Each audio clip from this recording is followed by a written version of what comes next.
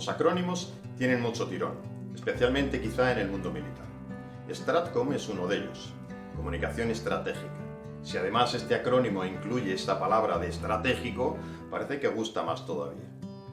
El hecho de tener una relación con la estrategia parece que tiene un nivel intelectual superior.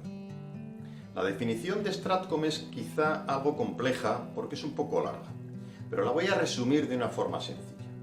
STRATCOM tiene dos partes fundamentales. La primera de ellas es comprender el entorno de la información. Esto es igual que cualquier planeamiento en cualquier escenario. Siempre se empieza por una fase de comprender qué es lo que está pasando antes de planear. Comprender el entorno de la información. Este entorno podemos definirlo también de una forma un poco simplificada en dos aspectos: los actores y las audiencias. Los actores, se trata de detectar dentro del mundo de la información quiénes son aquellas personas que tienen influencia, que son capaces de generar movimiento, cambio u opinión. Estos son muy importantes porque a partir de este estudio, estos actores nos van a servir para hacer propuestas para que nuestro CEO pueda tener encuentro con ellos. Encuentros como una actividad informativa que va a permitir una persuasión, un intercambio, un cambio en la persona con la que nos entrevistamos, lo que en inglés suelen llamar el face-to-face, cara a cara, o el key leader engagement, que se utiliza mucho en terminología militar.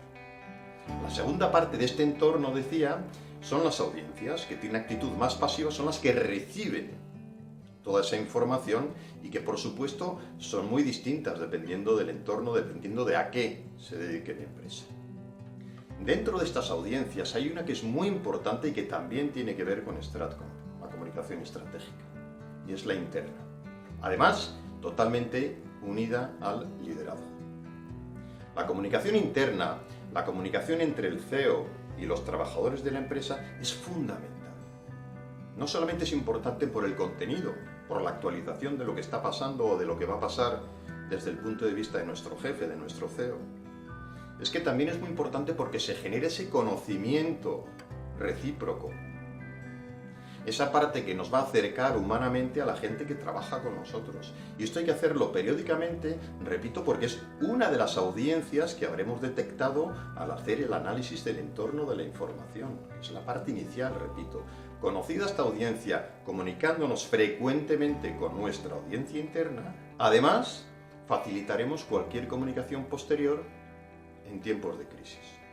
Es decir, la gestión de crisis tiene una parte importantísima en haber previamente asentado las bases de esta comunicación periódica, de forma que yo sé cómo se comporta mi jefe, cómo es, qué le gusta, qué no le gusta y viceversa.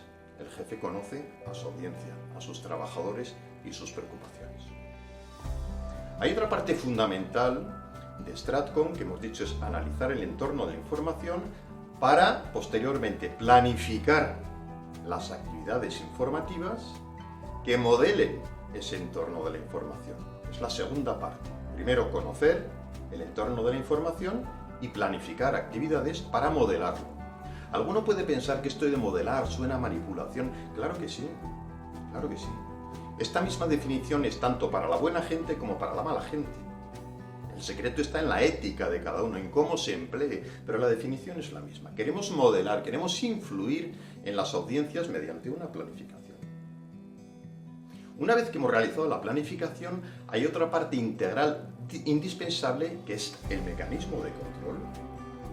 Si no lo establecemos, pasará lo que pasa con muchísima frecuencia en muchas empresas, es que tenemos un plan, pero el plan queda archivado y se revisa anualmente o cuando sea. Pero entre medias necesitamos un mecanismo de control que me permita que aquellos que están realizando los productos informativos, las actividades informativas, se atengan a aquello que hemos planeado. Que tenemos que ver en este mecanismo de control qué es lo que se ha hecho y por qué, si las acciones están ligadas con aquellos planeamientos en los que se incluían los temas, los mensajes, la periodicidad, los momentos fundamentales, las audiencias. ¿Lo que estamos realizando se corresponde con ello en el pasado? Siguiente parte. ¿Lo que vamos a realizar en el futuro lo está teniendo en cuenta? Es el mecanismo de control que, repito, es indispensable realizado a modo de grupo de trabajo. Hay que tener en cuenta que quizá el punto más débil en la comunicación actual, desde mi humilde punto de vista, es que la parte de las redes sociales, que es posiblemente la más importante cuantitativamente, tiene una cierta tendencia a un exceso de independencia y libertad. Es decir, con frecuencia dejamos que aquellos que manejan las redes, con un poco de información, hagan más o menos lo que ellos consideren con esta, repito, creatividad. Y eso no es suficiente, siendo indispensable esa creatividad.